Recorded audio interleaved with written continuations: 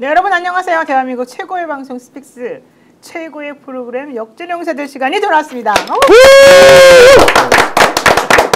네, 오늘은 정말 마음 홀가분하게 이런저런 상황을 여유롭게 즐기시는 그런 시청자분들이 많을 것 같습니다. 왜 그런지는 다 아시죠?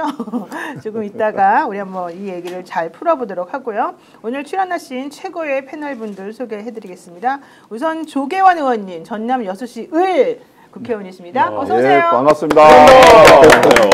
그리고 김한 한겨레 21 기자님. 네, 안녕하세요. 네, 안녕하세요. 네, 그리고 요즘 맹활약 중입니다. 강수영 변호사님 어서 오십시오. 안녕하세요. 네. 아니, 강수영 변호사님. 네. 오늘 오전에 저하고 방송하시면서 예. 오전에도 하셨군요. 예, 오전에 우리가 방송하면서 이재명 대표에 대한 이 재판 말이 되냐, 서울고법 빨리빨리 이거 연기해야 된다. 강수영 변호사님이 오늘 연기할 수 있다, 발표할 수 있다 얘기하셨고. 그렇게 또 저런 수단이. 신기가 있으시네. 그거밖에 없어. 12일까지인데 민주당에서 12일까지 대답하라 그랬는데 좀 버티다 하지 않겠냐. 근데 강수영 변호사가 맞췄어요. 훌륭해요, 진짜. 쫄렸나 봐요, 법원이. 예. 왜냐면은 연휴 끝나자마자 사실 오늘이 처음이었는데 오전에 바로 그런 얘기가 나왔는데 내부 분위기가 너무 안 좋았나 봅니다. 그 법원 내부 분위기가. 그렇죠. 어떻게 보셨습니까, 우선? 예, 법원 내부 분위기는 결국 국민의 그 분노와 불안을 엄청나게 증폭시켰지 않습니까? 네. 그게 또 고스란히 좀 뭐랄까 의로운 그 판사들이나 그 재판 관계자들이 대법원에 대해서 강력하게 문제 제기를 했고, 네. 이런 부분들이 그 지금 고등법원에 이제 좀 마음을 움직이지 않았는가. 결국 그 국민이 만들어낸 재판 연기가 아니겠는가 이렇게 생각을 합니다. 맞습니다. 이재명 후보의 파기환송심은 대선 뒤인 6월 18일 오전으로 이 재판을 미룬다라는 얘기를 이제 했고요. 이게 사실은 선거법 위반이다. 이거 선거에 법원이 개입하는 거다. 이런 논란이 되게 많았었는데 이 외에도 대장동 재판도 서부지법에서 지금 뭐 진행되고 있다는 게 있는데 어쨌든 이 대장동 재판도 6월 24일로 연기가 됐습니다. 앞으로 3개 정도 남았습니다. 또 연기해야 될 것들이. 어떻게 보십니까? 근데 저는 이제 오늘 공보관 풀을 받고 조금 놀랐어요. 그러니까 이게 사실상 대법을 매기는 내용이거든요. 그렇죠. 그러니까 이게 이렇게까지 안 해도 되는데, 그러니까 연기했다라고만 그냥 드라이하게 해도 되는데 연기한 이유로 이제 크게 두 가지로 설명을 한 건데, 하나가 선거운동을 균등하게 해야 되는데 이제 그 기회를 박탈할 수 있다. 그다음 두 번째가 핵심인데 공정한 재판에 대한 의심이 있다라는 거거든요. 근데 저는 이 내용은 오늘 그러니까 뭐 일각에서는 뭐 조의대 난이다, 사법 쿠데타다 이런 표현들 쓰는데 이 고등법원의 풀에도 그런 맥락들이 좀 담겨 있었다 이런 생각 들었고, 오늘 하루가 기자 입장에서는 굉장히 어지러지란 날입니다. 그렇죠, 어지럽죠. 뉴스가 너무 많이 나온 날인데, 근데 오늘 제가 이제 여기 오기 전에 저희 한겨레 TV에서 시사 방송 이제 대본 쓰는 동기 기자가 대본을 쓰고 있는데, 니네는 이제 내일부터 뭘로 먹고 사냐, 오늘 다 일들이 끝나버렸어.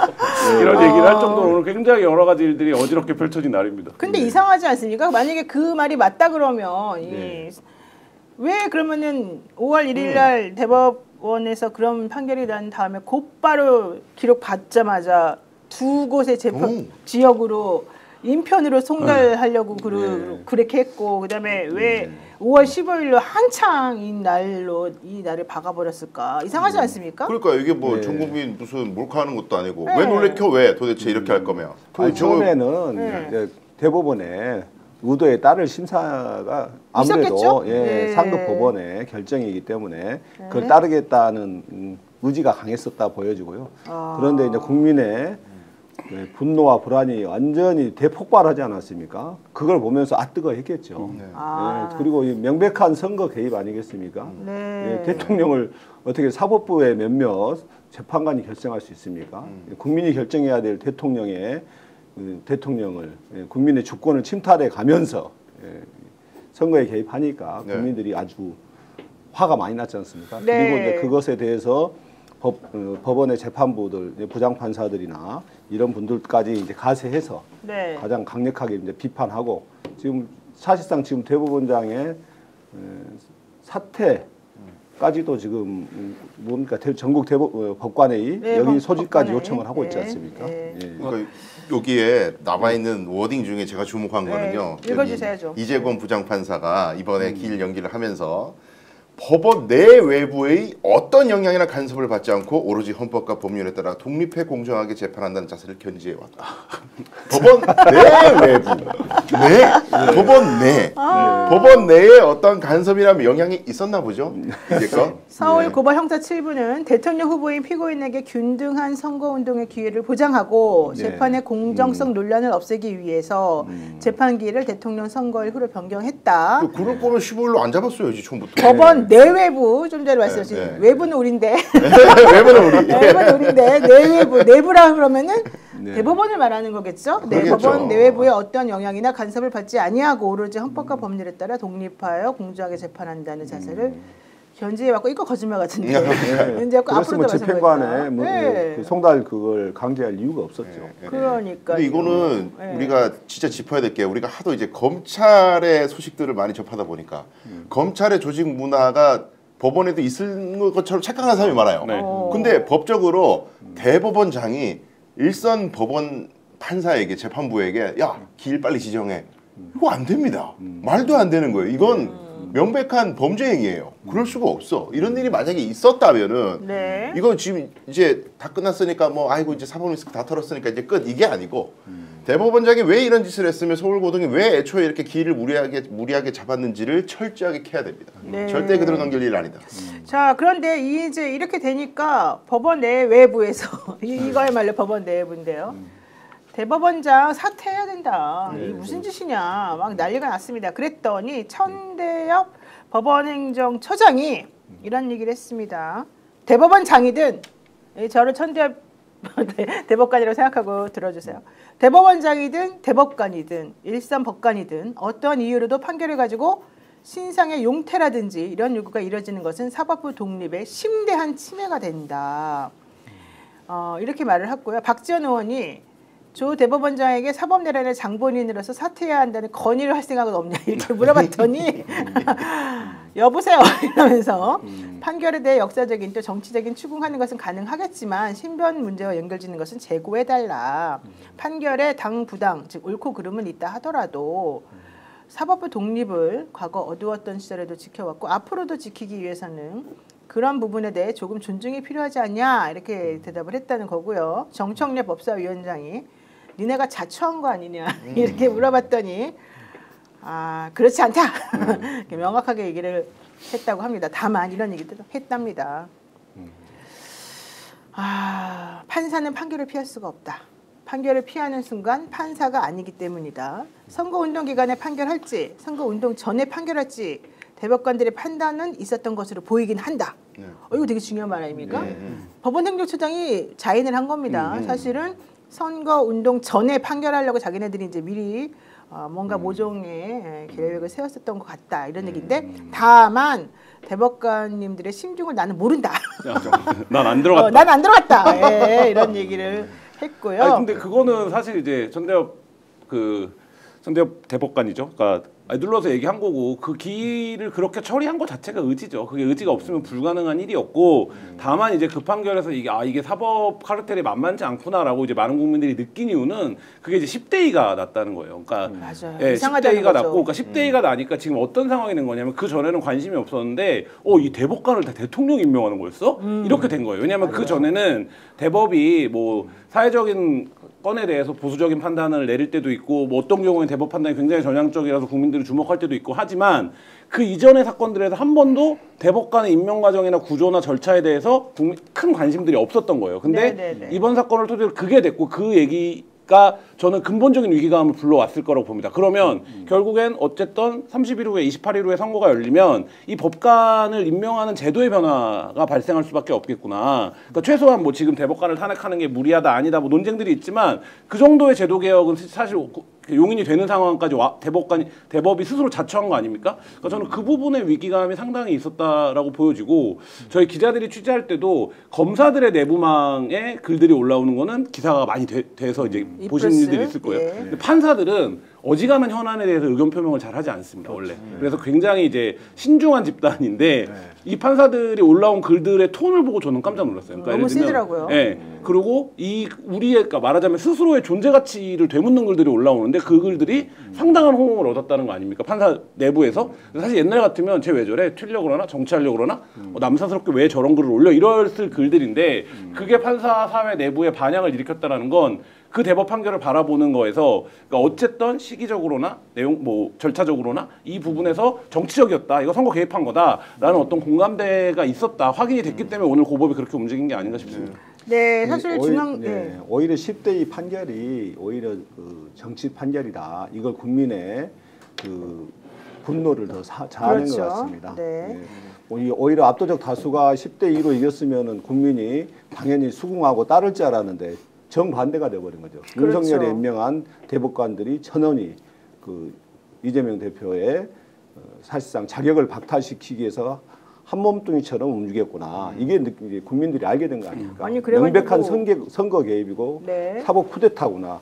우리 민주당 내에서는 심지어는 사법 내란이라고 이제 표현하고 있다는데 네. 아니면 3차 내란 행위 이렇게 표현하는데 그 정도로 심각한 잘못을 저지른 거죠.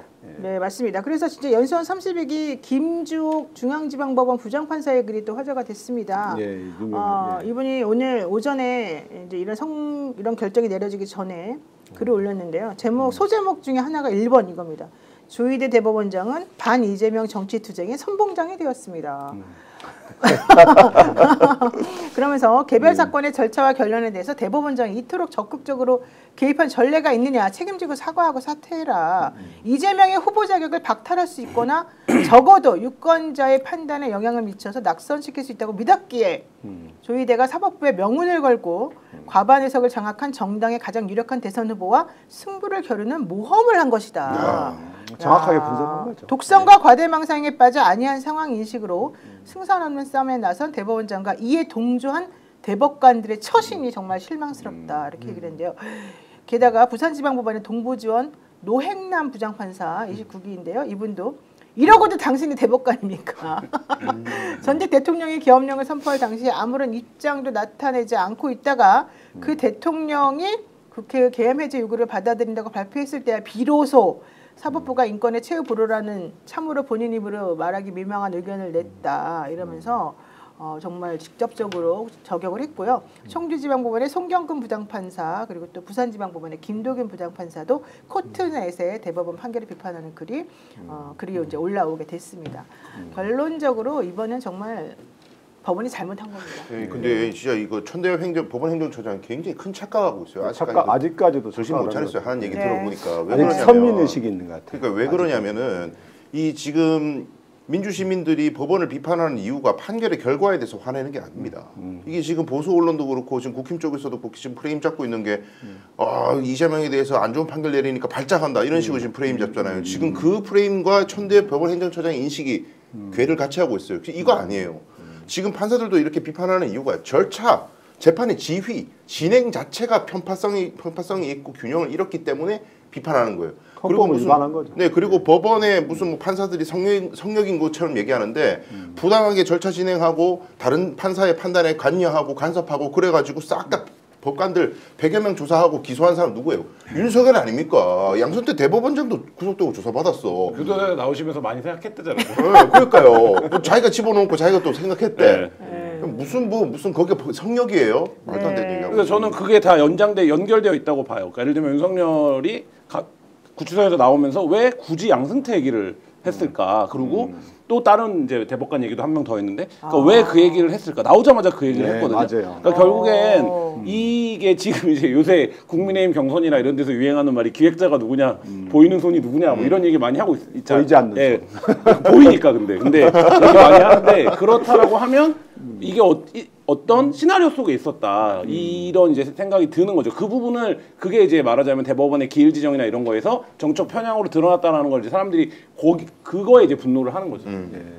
네, 이재명 후보 서울고등법원 파기환송 관련해서 이런 얘기를 했습니다. 먼저 들어보겠습니다. 지금은 국민 주권을 실현하는 시기입니다. 대한민국은 민주공화국이고 모든 권력은 국민으로부터 나옵니다.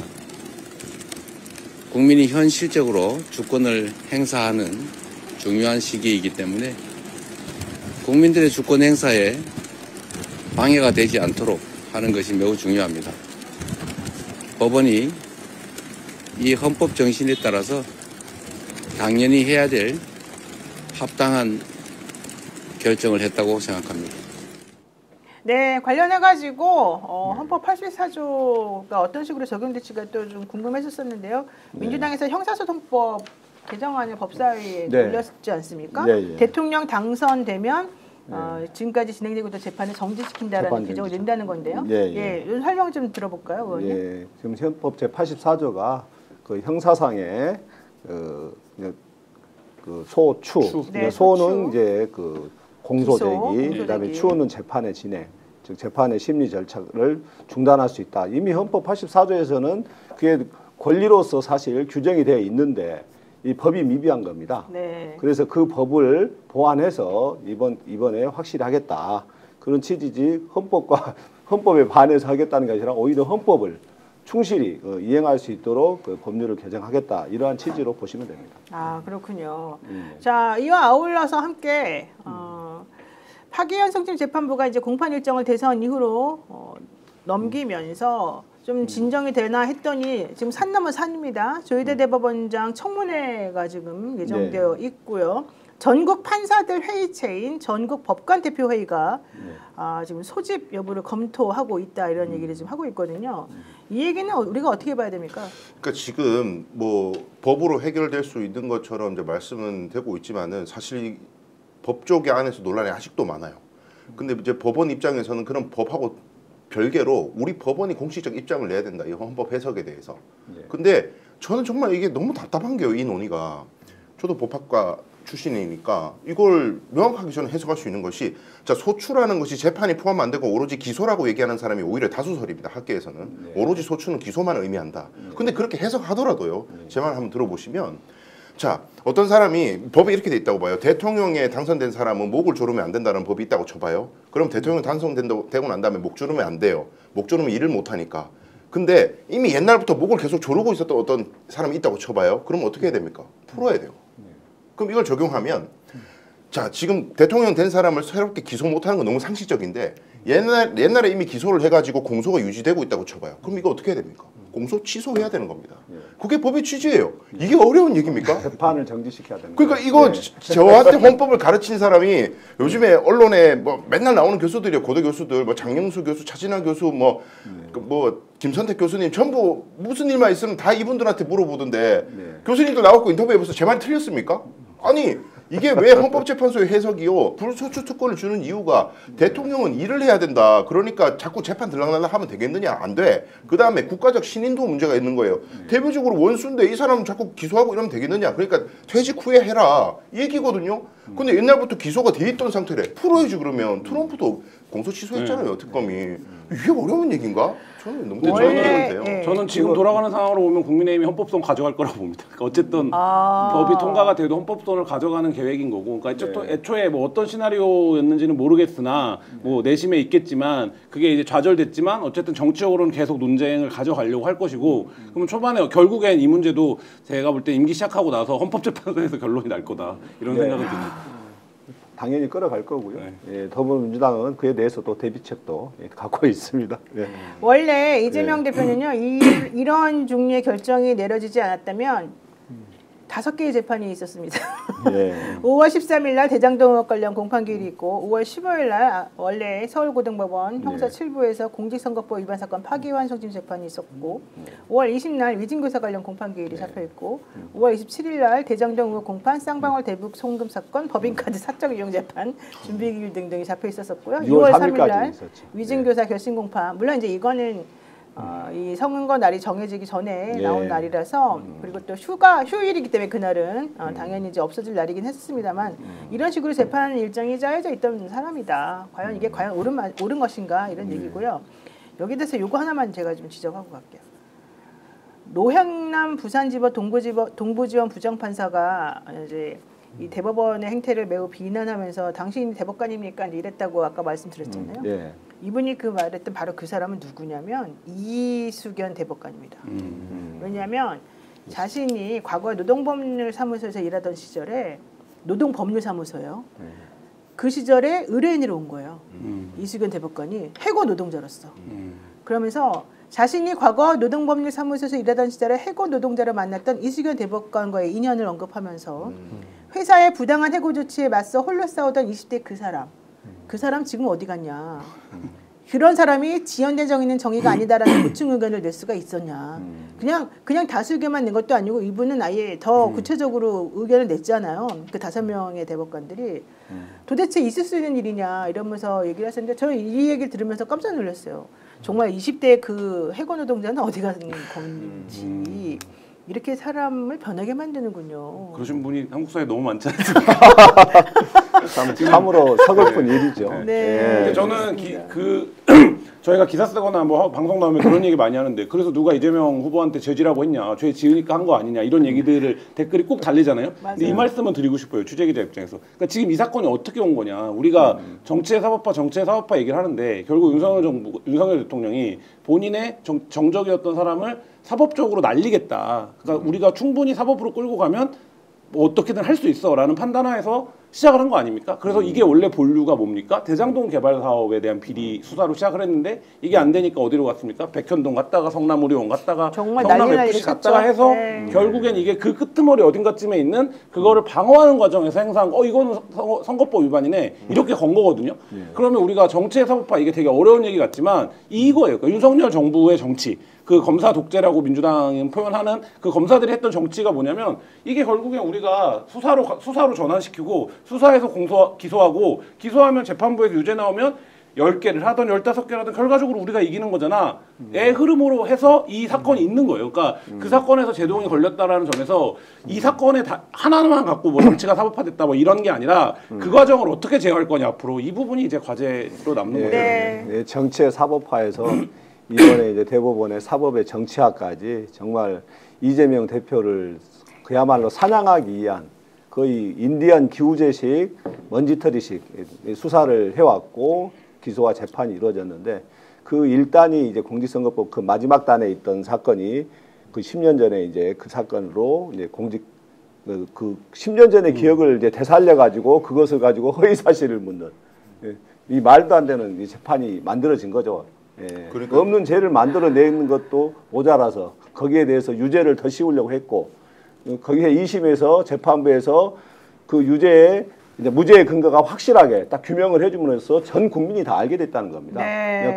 사진을 크롭해서 조작한 거라 그랬는데 왜 골프 친 걸로 왜곡을 하면 사실 왜곡하고 그렇죠. 그리고 또 대장동 허위 공문들을 보내서 압박한 걸 주관적으로 협박이라고 느낄 수 있는 거 아니에요? 그걸 가지고 이렇게 실형을 선고할 정도로 죄를 물었다는 것 자체가 말이 안 된다는 걸 국민들이 이미 알고 있는 상황이었습니다. 네. 근데 그걸 가지고 또 이재명 대표의 후보 자격을 박탈해가지고 사법 쿠데타를 일으키니 국민들이 분노하지 않을 수가 있겠습니까? 아까 제가 말씀드린 거를 조합해서 이어가지고 제가 꼭 말씀드려야 되는 게 내일 제가 국회에서 이제 민주당 박범계 의원님 주최 토론에 제가 가는데 예. 민주당이 지금 생각하고 있는 방향을 재판 정지 쪽으로 자꾸 가시면 안 되고요. 예. 검찰이 지금 기소해서 이 사단이 난 거 아닙니까? 전부 다 예, 검사가 말아가지고 검찰이 지금 뚫뚫뚫 말아서 이렇게 이 판을 만들어놨으면 검사가 결자 해지하도록 만들어야 돼요. 그래서 검사가 아까 제가 말씀드린 대로 헌법 취지에 따라서 공소를 취소해야 하고 근데 이놈들이 대통령 당선되고 난 다음에도 지들 잘났다고 계속 기소를 유지한다? 헌법 84조 위반 바로 검사를 타내고 날려야 됩니다. 검사를 응징할 생각을 해야지 자꾸 법원 재판 멈춰주세요. 이쪽으로 소극적으로 가면 안 된다는 말씀을 제가 꼭 드립니다. 네. 네, 그 이재명 사건에 대한 실체적 진실을 규명하기 위한 노력은 당연히 전개될 것이고요. 그에 따라서 응분의 법적 조치와 처분이 이루어지지 않겠는가 네. 이렇게 보고 있습니다. 김두균 부장이나 송경근 부장판사 또 그리고 이 김주옥 부장판사, 노행남 부장판사 등등은 이런 식으로 어쨌든 이 사법부가 자꾸 정치에 관여하는 게 부적절하다는 의견을 냈지만 반면에 의정부 지방법원의 남준우 부장판사는 그 반대 의견을 또 냈습니다. 결론의 당부를 떠나서 판결에 참여한 대법원장님과 대법관님들의 고뇌에 찬 판결에 존중과 경의를 표한다. 법관의 재판 진행, 판결의 결론에 따른 유불리에 따라서 법관에 대한 탄핵, 국정 조치, 그리고 청문회 등을 언급하는 것 자체에 대해서 대단히 단호히 반대하고 깊은 우려를 표한다. 이렇게 얘기를 했습니다. 하지만 대부분의 이 법원에 계신 판사님들은 이런 얘기를 했답니다. 판사들이 다른 판사의 재판에 왈가왈부하는 것은 금기시되는 일이지만 이번 사건은 중대한 결론을 번갯불에 콩볶아 내듯이 낸 것이어서 밖에서 보기에는 사법부의 정치적 중립성에 오해를 받을 수 있다는 위기의식이 우리들에게 있었던 것이다. 그런데 확실히 이제 이 말이 조금 충분히 이해가 되는 상황입니다. 자, 그런데요. 조희대 대법원장 청문회 때 뭘 물어보시려고 하시는 겁니까, 의원님? 당연히 네. 지금 절차상에 이 헌법 위반 사유가 되지 않습니까? 대법원 2부로 넘겼었던가요? 2부 넘기자마자 2시간 만에 그걸 회수하고, 그러니까 심리도 이루어지지 않은 상태에서 아무런 심리도 이루어지지 않은 상태에서 대법원장 직권으로 회수를 하는 것은 심각한 대법원 내규에 벗어나는 위반하는 것이고, 이건 헌법사에 위반 소지가 있다는 것이 지금 확인이 된 사실 아니겠습니까? 네. 그것을 포함해서 여러 가지 지금 대법관들 10명의 그 동의 과정이나 그다음에 제일 중요한 게 지금 100만인이 국민이 서명을 했습니다. 그 로그 기록. 네. 도대체 이 재판 기록을 제대로 봤냐? 보고 나서 심판을 했느냐. 거의 근데 지금 현재 좀 드러난 바에 따르면은 아예 로그조차 안 했다는 걸로 네. 지금 판명이 나오고 있습니다. 이게 국민들이 얼마나 이거 개탄스러워하겠습니까?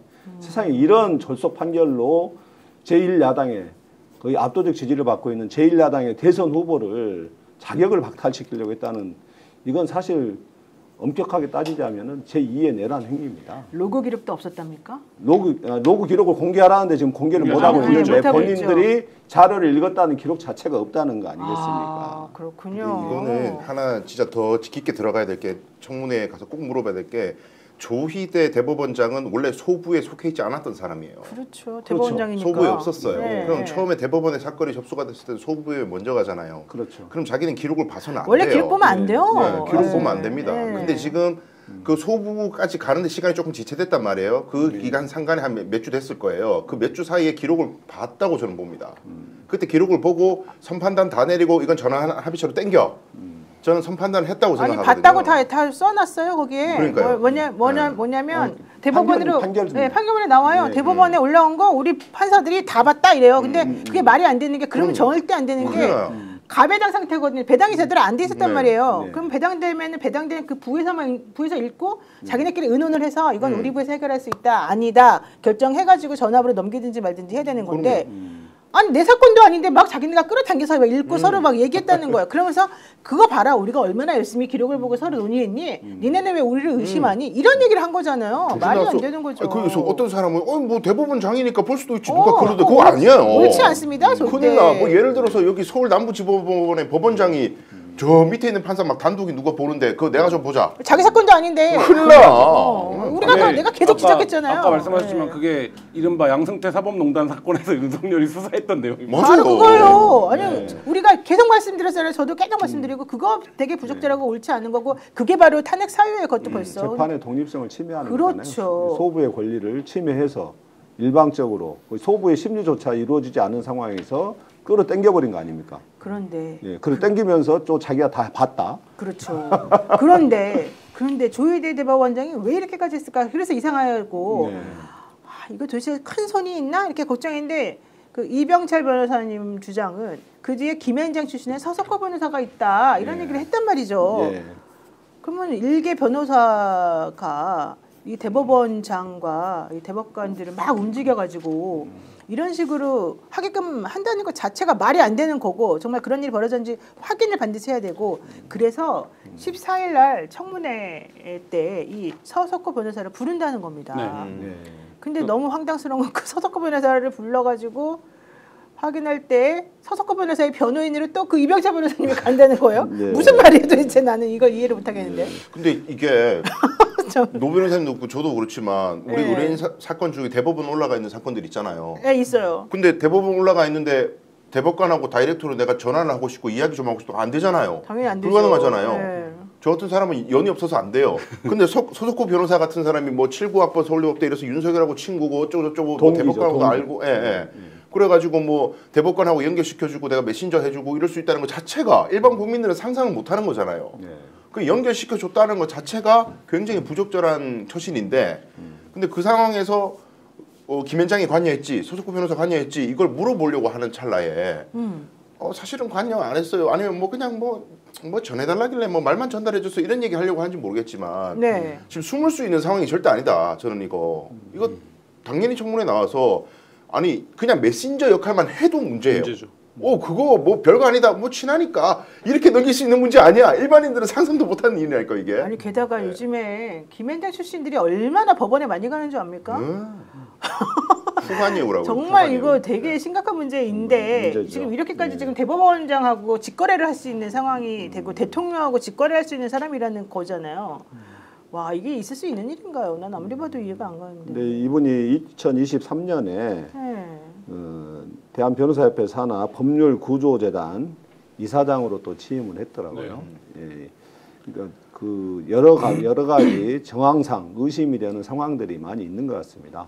근데 뭐 보이지 않는 뭐 손처럼 그 상황을 핸들링하는 위치는 아닌 것 같고 이제 단순 그러니까 메신저 역할 이제 이쪽에 좀 역할을 수행하지 않았는가 이런 지금 의심이 들고 있는데 그조차도 지금 윤석열과 조희대 메신저라면은 이건 사실은 크나큰 그 음모 의심을 살 수밖에 없는 상황 아니겠습니까? 그렇죠. 좀 어쨌든 뭐 오얏 나무 아래서 가끔 매지 마라라는 말이 있듯이 오해받을 수 있는 상황은 안 만드는 게 사실은 좋을 것 같다. 이분이 한덕수 후보도 김현장에 있었던 거 아닙니까? 그러니까요. 한덕수 후보가 본인 다 말로는 연결된다는 12.3 이후에 대통령과 통화한 적이 없다는 거 아닙니까? 근데 누가 보더라도 뭔가의 의중을 대리하고 있는 것처럼 보이잖아요. 그럼 누가 중간에 얘기를 해줘야 되는데 누가 얘기를 해줬을까? 소통의 창구의 역할을 했을 수 있겠죠. 네, 이런 생각도 드는 거죠. 그러니까 한덕수 씨가 왜 갑자기 대통령이 되겠다고 저렇게 나섰나 네. 사실 그게 되게 이상했는데 나는 윤석열 씨하고 전화 통화한 적도 없어요. 그럼 그 매개체가 도대체 누가 있냐? 그렇죠. 같은 근데 김현장. 지금 한덕수의 뒤에는 사실 윤석열이 밀고 있다. 이게 지금 정설 아니겠습니까? 그렇죠. 그리고 그 뒤에 쌍권총이 자리하고 있다. 이게 지금 다 지금 알려진 사실이지 않습니까? 네. 그리고 이분들이 이제 소위 이제 당권을 놓고 사실 자기들도 알 겁니다. 이번 대선에서 이기기는 불가능하다는 것을. 그러면은 차기 당권 이걸 어떻게 요리할 것인가? 결국 가장 요리하기 쉬운 사람이 이제 한덕수 아니겠습니까? 어떻게든 한덕수를 후보로 세워내야지 본인들이 당권을 유지할 수 있다. 이런 판단 하에서 좀 움직이는 것 같고요. 예. 그렇다면 여기서 한 분 핵심 인물이 있습니다. 지기현 부장판사. 이분은 어떻게 해야 됩니까? 이분은 어떻게 해결해야 됩니까? 다들 말씀 아니 안 그때 하시네. 지기현 부장판사 지금 이제 재판 중이잖아요. 네. 내란 사건들 다 자기가 전담해서 지금 맡고 있잖아요. 근데 이 맡고 있는 사람에 대해서 예를 들어 지금 당장 구속 취소했으니까 너는 탄핵당해야 돼. 지금 이 빌드업은 좀 어려울 것 같고 예. 재판 진행 도중에 지금 이제 한창 진행 중입니다만 역할을 잘 해야 되겠죠. 검사들도 그렇고 우리들도 그렇고 전부 다 시민들도 그렇고 이 재판에서 조그마한 어떤 불공정과 특혜라도 있으면 다 핀셋처럼 잡아내가지고 집중 공격해서 이 사람은 더 이상 재판했다가는 공정한 재판을 기대하기 어렵다. 지기현뿐만이 아니고 지금 대법원을 탄핵해야 된다는 논거 중에 하나도 이거예요. 아니 윤석열은 암만 1심 2심 처벌해도 대법원에서 이거 무죄하겠는데 혹은 공소기각 하겠는데 의심하잖아요. 네. 그러니까 이게 내란 세력의 카르텔의 마지막 종착지일 수도 있는 거예요. 윤석열의 해방. 네. 이걸 용납할 수 없다는 시각에서 계속 뚫어지게 쳐다봐야죠. 좋습니다. 뚫어지게 계속 쳐다보면 답이 나올지 잘 모르겠지만 어쨌든 쳐다봐야 되겠습니다. 네. 하여튼 지기현에 대해서는 처음에는 참 넉비공이냐 아니냐 이런 식의 이제 그 좀 가볍게 판단했었는데 이제 지나고 보니 그 뒤에는 조이대가 있었다. 이런 얘기들이 지금 나오고 있지 않습니까? 네. 예, 그리고 상식적으로 지금 내란의 우두머리가 지금 여유 있게 한강변을 산책하고 있습니다. 예? 지금 마음대로 지금 본인이 만날 것, 소통할 거 다 지금 하면서 어떻게든 빠져나갈 궁리를 하고 있는데 그 지기현 여기는 오히려 지금 내란 사건인데도 네. 한 달에 4번입니다. 일주일에 한 번 정도 재판합니다. 이재명 대표 지금 이제 조금 연기가 되긴 했지만은 그전에는 막 세상에 엄청 많이 선거 했어요. 기간인데도 지금 4-5번씩의 재판을 배정을 해놨지 않습니까? 과거 박근혜 그 국정농단 때는 일주일에 4번이었습니다. 국정농단보다 훨씬 무거운 내란죄를 범했는데도 한 달에 4번입니다. 지기현 재판부가 지금 이미 특혜를 하고 있죠. 여러 가지 지금 구속 취소 이것도 엄청난 특혜고 이것도 사실상의 내란 행위에 가까운 특혜를 지금 베풀었는데 저는 이 지기현 재판부에 대해서 아까 핀셋 검증을 해야 된다 하는데 정말로 깊이 있게 들여다보고 문제가 있으면은 필요한 조치도 필요하다. 그러니까요. 그러니까 저는 뭐 어쨌든 뭐 판사 개인에 대한 공격이나 이런 것들보다는 그렇죠. 지금 이제 네. 불소추가 사라진 거 아닙니까? 근데 다른 혐의가 우리가 알고 있는 것만 해도 굉장히 많잖아요. 예를 들면 위법을 저질렀을 것 같은 거. 근데 지금 다 어쨌든 수사가 제대로 안 되고 있는 상황인 거잖아요. 그러니까 어쨌든 되면 다른 건들에 대한 빠른 소추로 해서 다시 구속을 시키는 게 맞다. 이 생각이 듭니다. 네, 바람이 분단님께서 아니 지기현 부장은 계속해서 그 내란 혐의자들에 대해서 비공개 재판 하던데 어떻게 잘못을 우리가 찾아냅니까? 이런 얘기하셨고요. 많은 분들께서 공개 강성원 재판해야 됩니다. 네, 강성원님, 해피님, 하얀독수리님 지기현 탄핵해야 됩니다. 왜 냅둡니까? 이런 얘기하셨고 장도래 선고님도 비공개 재판 너무 이상한데요. 네, 이렇게 얘기했습니다. 아 그리고 저보고 노영이 변호사지 말고 판사해라 이런 얘기는 갑자기 나오는데 유로파님 네, 무슨 취지인지 제가 잘 이해를 못하겠습니다만 노 변호사님은 더 큰일 나셔야 열심히 됩니다. 하겠습니다. 열심히 제가 해보겠습니다. 자 이번에 이제 중요한 얘기 할게요.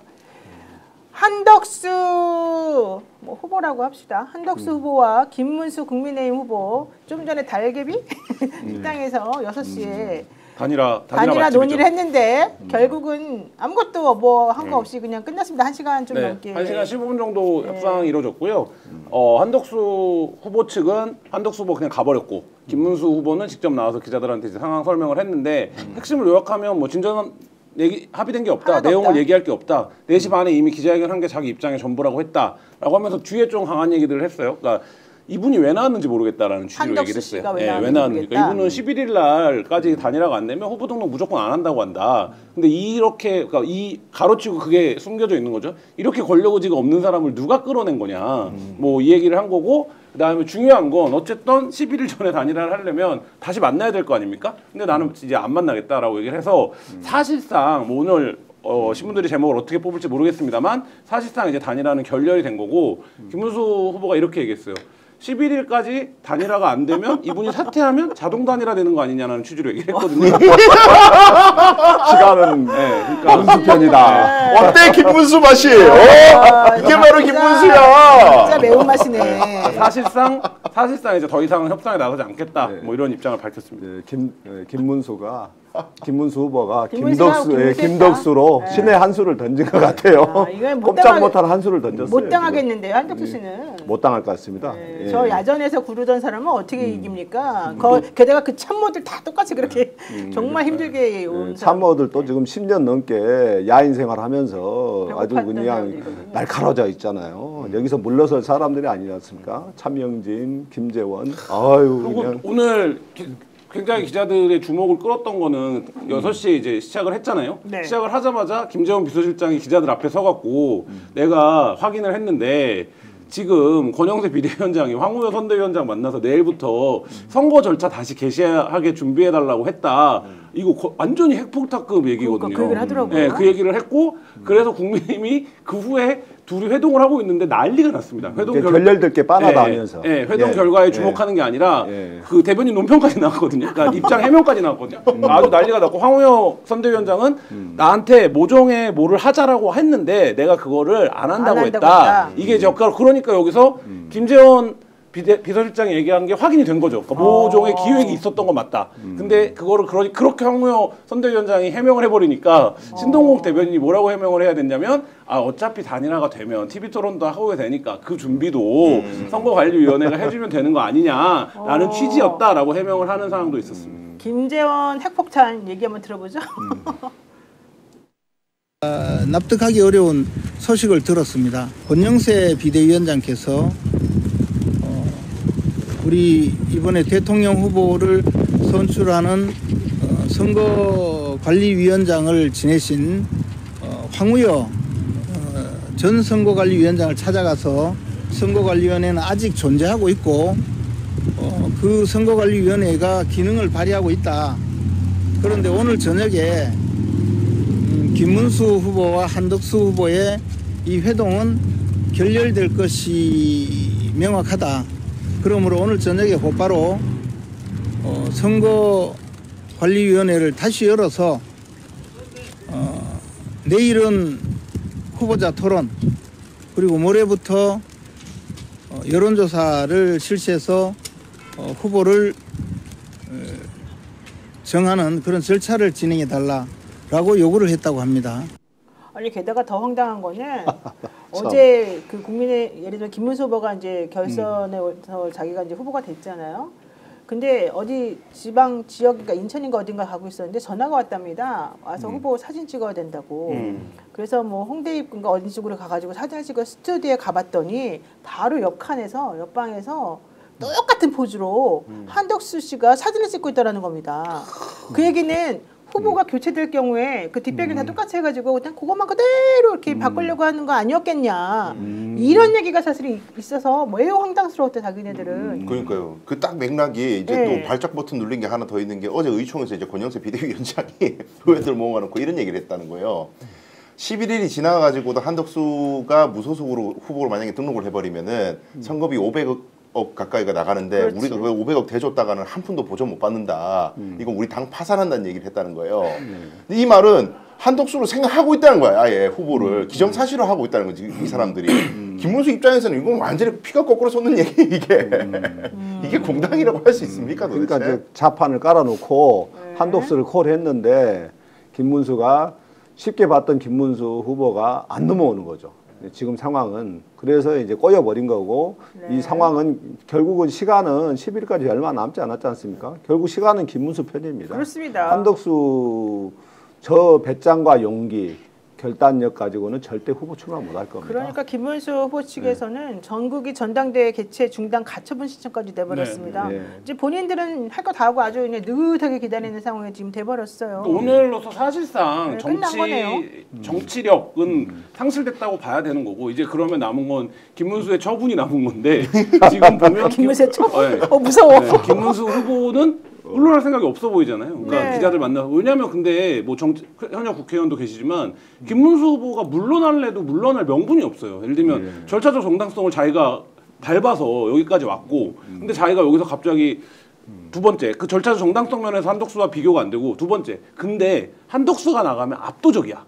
그러면 그러면 양보할 수 있다. 단일화할 수 있다라고 내가 여러 기득권을 갖고 있지만 당신의 지지율이 높으니 해봅시다. 이렇게 될 수 있는데 오늘 아침에 동아일보 여론조사는 뭐 구체적인 숫자 말씀 안 드리겠지만 거의 동률로 이제 붙었어요. 게다가 어떤 데는 김문수 후보가 또 역전된 게 나와요. 공정 여론조사 공정을 전 거기 별로 안 믿어가지고. 그리고 그게 뭐냐면 추세적으로 보면 김문수가 어쨌든 108석을 가진 의석을 가진 정당의 후보이기 때문에 추세적으로 뒤로 가면 뒤로 갈수록 김문수 후보가 붙습니다. 그렇죠. 그래서 오늘 국민 2020년입니까? 21년부터 국민의힘 선거에 판을 짜온 명태균 씨가 자기 페이스북에 뭐라고 올렸습니까? 지난번 단일화를 참고하면 국민의힘이 답이 있을 거다. 그 단일화가 결국 뭡니까? 공당의 후보로 뽑히는 오세훈이 안철수를 이기는 방법을 얘기했던 거 아닙니까? 그러니까 그렇게 보면 김문수 후보 입장에서는 절차적 정당성으로 보나 그 다음에 선거에서 가장 중요한 요소 중에 하나인 지지율의 추세로 보나 사실 물러날 이유가 없는 판이 된 거죠. 그러다가 지금 경인일보에서 희한한 단독이 하나 나왔었는데 아 그래요?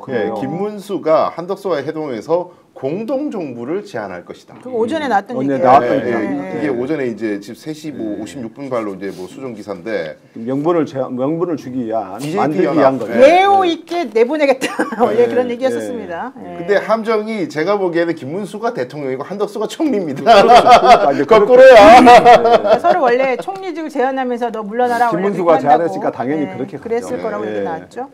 자, 진짜 무슨 이런 사람들이 대통령 되겠다고 나오는지 모르겠는데 한덕수 씨 오늘 결국 일 냈어요. 난 내 돈을 절대 안 쓰겠다. 만약에 단일화 안 되면 나 안 나간다. 한번 들어보겠습니다. 단일화 어떤 방식이건 좋습니다. 여론조사도 좋고 TV 토론도 좋습니다. 저는 이미 단일화 방식에 대한 모든 결정을 국민의힘에 일임하였습니다. 단일화가 이루어지지 않으면 저는 대선 본후보 등록을 하지 않겠습니다. 근데 저 말을 아까 6시 만나기 직전에 저 얘기하지 않았습니까? 왜 하는 겁니까? 저 타임에. 저 타이밍이 저는 좀 특이하다고 생각했는데. 저는 아주 잘못한 것이고 미리 항복 선언을 먼저 하는 그렇죠. 거죠. 네. 네, 김문수한테 항복 선언하는 겁니다. 근데 저 사람 의도는 그게 그 그렇다기보다는 압박이 될지 아는데 천만의 말씀. 자기 의도는 압박이 없겠죠. 네. 그러면 네. 한덕수 지지자들 이 김문수 나쁜 놈아 이러기를 바랐던 것 같고 권영세 비대위원장도 정말 바보 같은 게 단일화 실패하면 자기는 11일날 사퇴하겠다 그랬어요. 근데 김문수 쪽 사람들은 땡큐 좋아 전부 나가 지금 당권 장악하려고 이거 하는 건데 다 나가주네. 오케이 우리 버텨 누워. 네. 바보들이야 바보들. 그러면 이 소위 쌍권총으로 불리우는 이 권영세, 권성동 두 의원은 왜 그렇게 김문수를 밀어내고 한덕수 옹만 이렇게 지지하는 거예요? 자기네들 당권 때문에? 당권 때문에 그러겠죠. 당연히 당권 네, 때문에 당권 그렇죠. 때문에 그러겠죠. 당권 때문에. 그러니까 저는 애초에 약간 그러니까 그 회로 설계를 잘못했다라고 생각하는 게 뭐냐면 김문수냐 한덕수냐가 당권파 입장에서 똑같은 후보예요. 그러니까 예를 들면 이 대선의 패배에 책임을 지고 물러나주고 그 다음에 그래서 중간에 나왔던 얘기가 뭡니까? 비례 체제로 계속 간다라는 얘기까지 나왔던 거잖아요. 그러면 김문수와 한덕수를 등가에 놓고 판단을 했어야 되는데 그래서 최대한 우리 후보에게 예우를 하면서 그래도 단일화하면 우리가 유리할 겁니다라고 감언이설을 하면서 갔어야 되는 건데 감언이설 하라고요? 네, 그러니까 하면서 갔어야 되는 거죠. 그건 너무 당연한 거죠. 인간적인 네. 예의이기도 하고. 근데 이게 뭐 저는 어디서 어긋났다라고 보냐면 그 애초에 김문수 후보가 부상한 이유가 뭐냐면 아무도 몰라요 그 이유를. 근데 12.3 내란 사태 이후에 갑자기 1위 후보가 됐어요. 근데 그거를 해설하는 기사들을 보니까 이게 윤심을 얻고 이렇게 된 건가 보네 라는 어떤 그 보수 언론의 기사에 저는 이 쌍권이 약간 가스라이팅 당했다고 봅니다. 그러니까 뭐냐면 구체적인 합의를 안 한 거예요. 저기도 어차피 윤심, 우리도 어차피 윤심이니까 그냥 이심 전심으로 가면 양 먹었지. 우리 말을 들어주겠지. 근데 제가 이 방송에서도 지난번에 얘기했는데 후보가 되면 더 잘 아시지만 후보를 중심으로 한 구심력이 무조건 발생합니다. 그래서 그 주변에 김재원, 차명진 이런 사람들이 끼면 아니 김재원 비서실장이 보기에 권성동이나 내가 위 아닌가 권성동보다 정치적 체급으로 보면 이렇게 생각하는 사람들이 낄 수밖에 없는 거예요. 근데 여기다 대고 그때 눈빛으로 말씀드린 거 그거 이제 하셔야 될 텐데 이게 안 통하는 거예요. 그러니까 예, 통할 수가 없는 제가 봤을 때는 저쪽에서 애초부터 선거의 전략상 반명 빅텐트를 치겠다. 이 전략을 세웠는데 그 전략의 일환이 이제 이쪽에서 이제 내부 경선을 거쳐서 이제 한덕수하고 단일화하면서 텐트의 폭을 키우겠다. 원래는 이런 수순이었는데 이게 다 꼬여버린 거죠. 오히려 근데 전략적으로 반명 빅텐트를 치기에는 너무 시기적으로 도과한 상황에서 무리하게 시도를 했고 그 시기가 견고하다 보니까 김문수를 어떻게든 포섭할 수 있는, 획득할 수 있는 시간을 놓쳐버렸고 김문수 후보 또한 본인이 바보가 아니고 바보가 아니기 때문에 놀이개가 아니기 때문에 이제 본인의 판단을 해버린 거죠. 예. 그래서 본인이 이제 모든 당권을 질 수 있는 위치에 왔는데 왜 자기가 거기서 양보를 합니까? 게다가 하이에나 같은 김재원 같은 사람 일생의 소원이 뭡니까? 대구시장 아닙니까? 대구시장 공천 받으려면 당권을 딱 쥐고 있어야 되고 당권만 가 있으면 대구시장 공천받아 딱 되는데 지금 뭐 코앞에 있는데 만다 놓치냐고. 기회가 왔는데 그걸 놓칠 사람들이 아니죠. 가장 예리한 분석입니다. 정말 사투리가 아주 찰집니다. 네. 자, 이 상황에서 또 망신당한 사람 한 명 있습니다. 이낙연 새미래민주당 상임고문입니다. 한덕수 전 총리랑 손잡았다가 지금 아주 망신살이 뻗쳤는데요. 이분이 당할 망신이 아직 남아있어요. 김경수 전 지사까지 아무리 궁해도 사람이 그러면 안 되지 이런 얘기 지금 하고 나섰고요. 오영훈 제주지사 원래 이낙연 캠프 핵심 멤버였잖아요. 비서실장이었죠. 네, 이분도 내란 세력과 연대를 꿈꾸는 이낙연 고문의 셈법을 도저히 이해할 수 없다. 왜 한덕수랑 저러고 있느냐 이런 얘기 지금 했습니다. 12.3 내란 두둔에 이어서 내란 연대는 어떤 이유로든 국민과 역사 앞에 용서받지 못할 것이다. 근데 저는 한덕수 두 가지 생각을 했는데 한덕수가 지금 만나고 있는 사람들의 힘입어 정치를 하려면 2005년에 출마하셨어야 돼요. 네. 20년 전인데 지금 2025년이에요. 2025년에 이낙연 손학규를 만나는 게 무슨 정치적으로 그 보탬이 됩니까? 그게 그렇죠.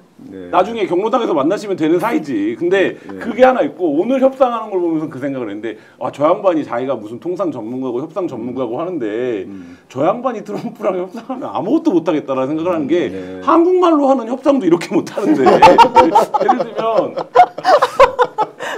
저는 오늘 그래도 예를 들면 5월 1일까지 노코멘트로 버텨온 거 아닙니까? 그러고 나서 오늘 협상을 처음 나온 거 아닙니까? 그러면 어떻게 보면 대중정치인으로서의 데뷔전 아닙니까? 그렇죠. 그러면 뭔가 전략이나 본인을 어필할 걸 갖고 왔어야 되는데 김문수 후보가 나와서 답답해한 거 아닙니까? 4시 반에 한 얘기 똑같이 계속하더라 이 얘기인 거거든요.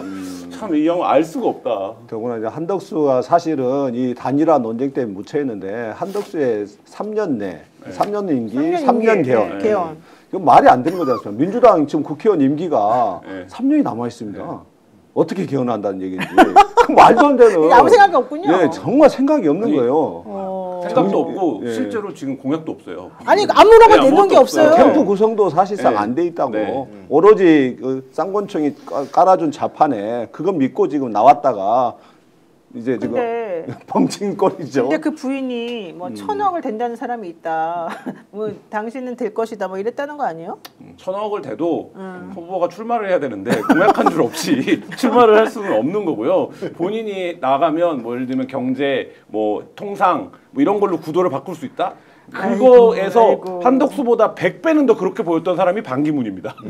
그렇지. 차라리 반기문 원장님은 그래도 훨씬 근데 멋있었어. 그 반기문도 20일 버텼어요. 근데 한덕수는 저는 예전부터 5월 11일까지도 못 버틸 거라고 생각을 했는데 맞아요. 뭐 계시면 이게 간단한 문제가 아닙니다. 그러니까 요새 보수 유튜버들이 아이고. 우리도 이제 지금 스픽스에서 이렇게 얘기하면은 이제 민주 시민들이나 여러 유튜버들이 잘라서 쇼츠로 많이 올리는데 네. 한덕수를 띄우고자 하는 게 고자 하는 게 뭐냐면은 한덕수의 유창한 영어 실력.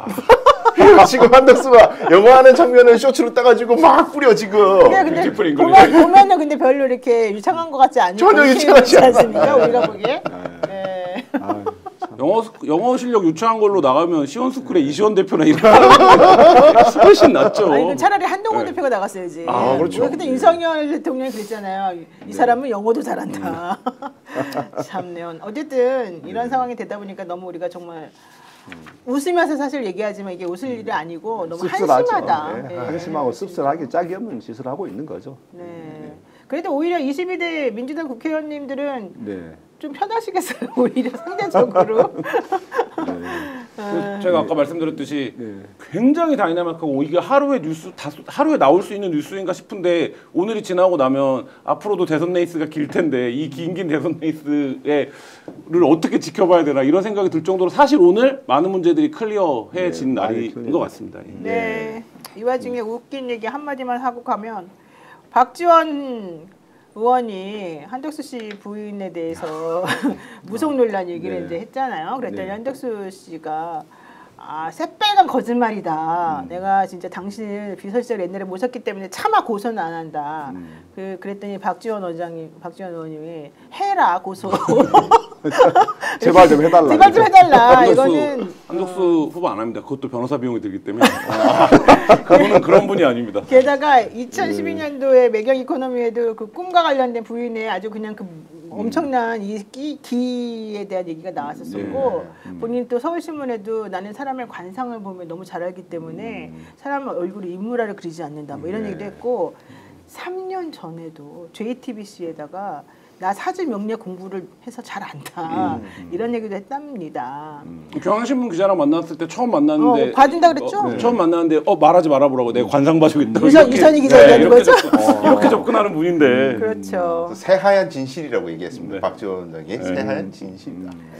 네, 정말 안타깝습니다. 안타깝습니다. 언제까지 대한민국이 참 이 무속의 논란까지 대선판에 진짜 한심스러운데 홍준표 전 후보라고 해야 되겠나요? 예. 당 지도부가 음험한 공작을 펼쳐서 내가 미끄러졌다. 네. 우리 이럴 거면은 경선 비용 돌려달라. 그렇지. 오, 네. 맞는 말이에요. 50억 들어간다면서요? 네. 그렇게 돈이 많이 들어가나요? 다 아, 합쳐가지고 50억. 다 합쳐가지고. 뭐 본인이 쓰는 돈은 모르겠는데 하여튼 네. 경선 비용으로 내는 돈은 그 1억 3억. 네. 그다음에 일단 3억은 들어갔고, 3억은 들어가고 그 경선 홍보 비용. 네. 아마 그 선거 경선 후보가 그 모을 수 있는 그게 30억 가량 되니까. 네. 예. 수십억 들어가는 그러니까 건 맞죠. 결선까지 간 사람이 3억 태웠고 결선 못 간 사람은 아마 2억만 그렇죠. 태웠고 이제 4강 안 된 사람은 관심이 1억인데. 많네. 돈 왜냐하면 보죠? 아니 이제 또 홍 시장님 변호사 필요하실까봐 민사소송하세요. 민사소송. 그거 말로 해가 될 일이 아니야. 소송해야 돼요. 국민의힘 상대로 소송하세요. 홍 시장 입장에서 볼 때는 정말로 억울함이 많은 그렇죠. 선거예요. 맞습니다. 아니 이번에 그 6명, 처음에 8명이 시작했잖아요. 그래가지고 한 명 남겨놓을 때까지 얼마나 고생들을 했어요. 솔직히 말해서 뭐 되든 안 되든 간에. 국힘 경선 비용만 전체적으로 다 합치면 50억이 든다. 그럼 왜 그 짓을 했냐? 한덕수 처음부터 그럼 데려다 쓰지. 이 얘기잖아요. 아유 정말 저는요 이 권성동 의원과 권영세 비대위원장이 전면에 이 국민의힘의 이 집행부로 나서면서부터 뭐 하나 제대로 된 게 없는 것 같은 그런 개인적인 소감이 있네요. 네. 그냥 내란에 동조하고 옹호하기 바빴지 그 외에 한 일이 없어요. 네, 거부권은 맞습니다. 무조건 거부권 민주당이 법안만 냈다 하면 거부권만 행사하고. 뭐 농담으로 그런 얘기 많이 하지만 윤석열이 민주당 선거의 그 선대위원장이다 이런 얘기 많이 하잖아요. 엑스입니다. 이 쌍권이 상황실장이에요. 아유 정말. 조직의 비밀을 네, 조심하세요. 알겠습니다. 너무 많이 하시는데. 자 이런 가운데 국민의힘 김상욱 의원이 내일 현충원 앞에서 탈당 소식을 기자회견으로 전하면서 대선 후보 나가겠다 이런 얘기까지 한다고 합니다. 대선 후보 나갈지 안 나갈지 모르겠지만 어쨌든 국민의힘에서 나가는 건 확실해 보이는데요. 혹시 민주당에서 뭐 입당 요청하거나 그런 건 없습니까, 의원님? 뭐 특별하게 입당을 요청하거나 그건 아니지만은 그 김상욱 의원의 지금까지 행보, 그다음 생각, 그런 내란을 막아낼 때 함께 했지 않습니까? 그리고 국힘당에서 계속해서 거부권을 행사했던 법안들도 전부 김상욱 의원은 전부 찬성을 했습니다. 그랬죠. 대부분이. 예, 그걸 보면은 본인의 그 정치적 소신은 확고한 것 같아요.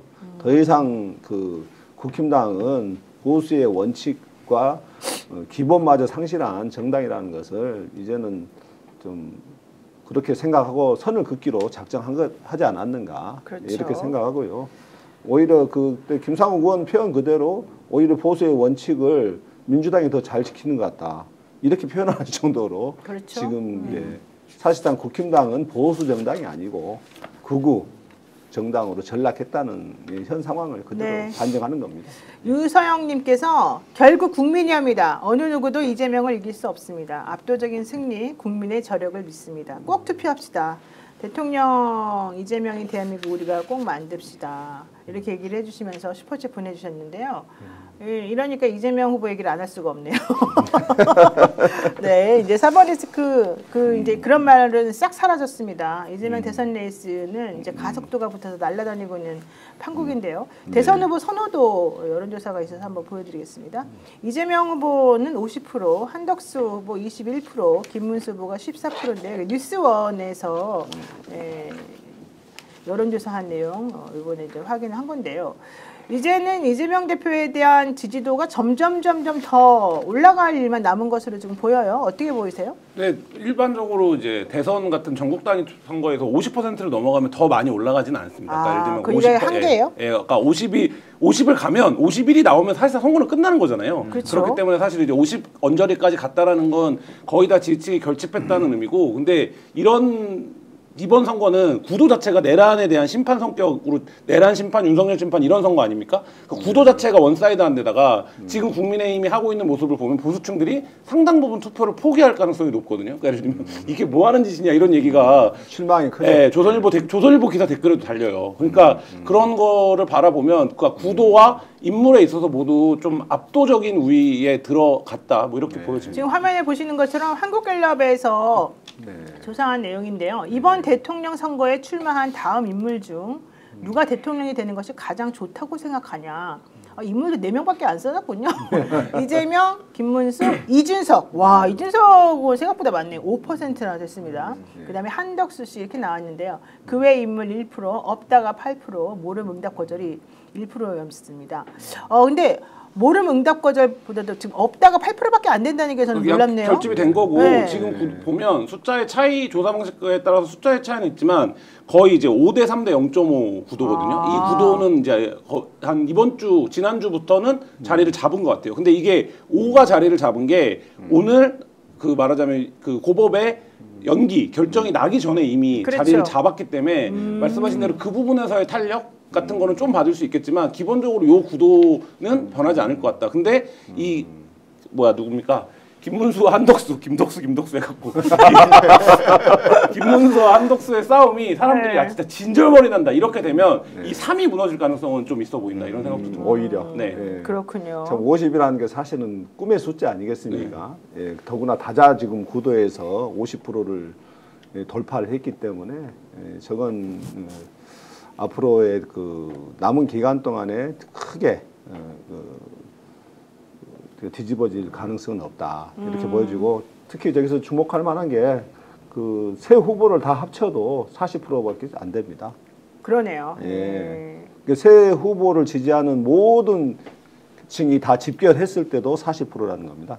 예, 그렇기 때문에 그러니까 김문수, 이재석, 한덕수 합쳐가지고 40%, 네. 이재명 후보는 50% 이런 얘기죠. 저 결과를 놓고 보면은 김문수가 한덕수와 단일화할 이유가 없는 거죠. 그렇죠. 어차피 예. 뭐 안 예. 될 건데 뭐 하려고. 예, 한덕수가 단일화할 명분을 가지려면은 적어도 그 이재명 후보하고 좀 대등한 위치까지는 올라와야 되는데 김문수 후보나 도찐 개찐이란 말이죠. 대부분의 여러 조사에서는 오차 범위 내에 있고 김문수 후보하고. 그렇죠. 예.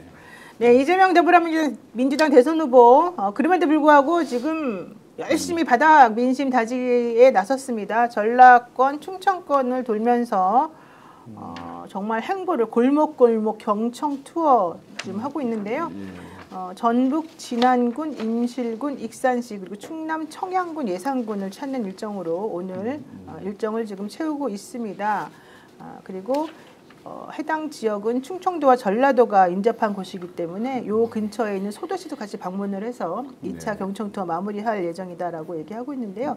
여기서 중요한 게 이제 중도층에서 이재명 후보에 대해서 지지하는 퍼센테이지가 매우 늘어났다라고 하는 거예요. 저희 이제 민주당에서 분석했을 때는 중도층에서 소위 조이대의 사법 쿠데타 이후 거의 5% 가까이 오히려 더 늘어났군요. 늘어났습니다. 이건 어마어마한 중도층에서 5%는 어마어마한 결집이 이루어지고 있다. 그렇죠. 이런 상황을 반증하는 거거든요. 네. 게다가 지금 네. 민주당 당원도 엄청나게 늘어났다면서요. 네. 내가 원래 경기도 이렇게까지 같은 경우는 하루에 5천 명씩. 그러니까 이렇게까지 내가 이재명 지지하지는 않았는데 어쩔 수 없다. 내가 지지해야 되겠다 이랬다고. 네, 어마어마한 거죠 사실. 경북도당도 엄청 예. 경북도당도? 네, 경북도당 네. 당원가입 엄청 늘었대요. 예, 경북까지. 예, 그렇군요. 대구 경북이 심상치 않은.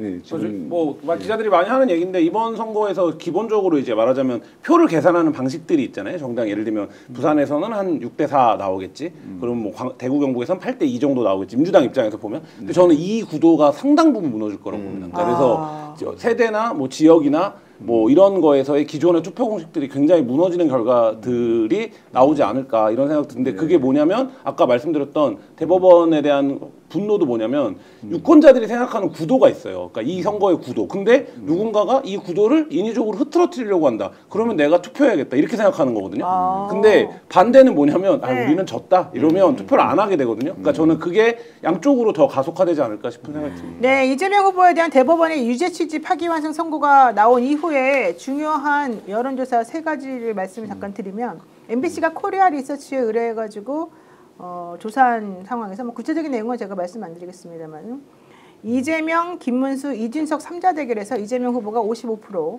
그리고 김문수 후보가 19% 이준석 후보가 6%로 나왔고요.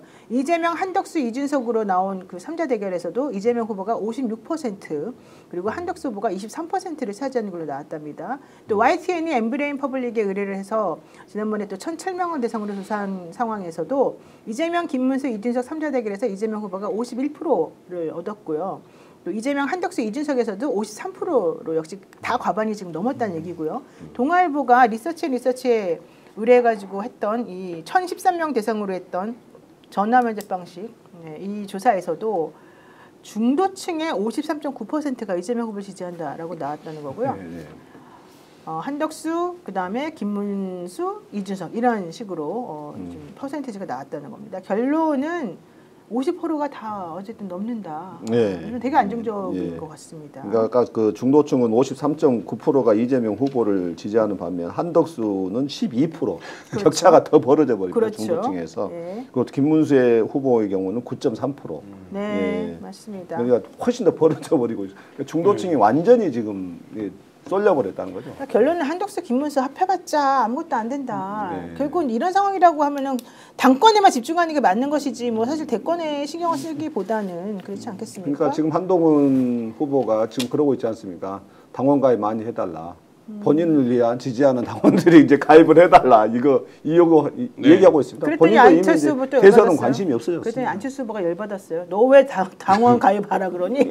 너 당권에 관심 있니? 아이, 옛날에 참. 이준석이 당대표 쫓겨나고 나서 맨날 오는 게 그거거든. 당원 가입하기 좋은 법입니다. 맞아, 맞아. 그런 거 같긴 다 잘 알아요.